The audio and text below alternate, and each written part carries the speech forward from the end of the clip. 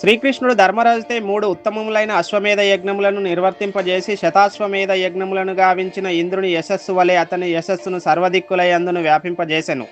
స్వర్గాధిపతి 100 యజ్ఞములను గావింపగా ధర్మరాజు మూడింటినే కావించినను ఆ దేవదేవుని కరుణ చేత ధర్మరాజు ఇంద్రునితో సమాన స్థాయిని పొందగలిగెను. భగవద్భక్తులకు గల విశేష ఘనత ఇదియే. భగవానుడు సర్వుల ఏడ సమముగా వర్తించువాడే అయినను భగవద్భక్తుడు మాత్రము సర్వవేళలా అధిక కీర్తనీయుడై ఉండును. గనుడైన వానితో భక్తుడు నిత్య సహచర్యమును కలిగి ఉండుటయే అందుకు గల కారణము. సూర్యకిరణములు సమముగానే ప్రసరించినను కొన్ని ప్రదేశములు మాత్రము చీకటిగానే ఉండును. దీనికి కారణము ఆ ప్రదేశము గ్రహణ శక్తి లోపమే గాని సూర్యుడు కాదు.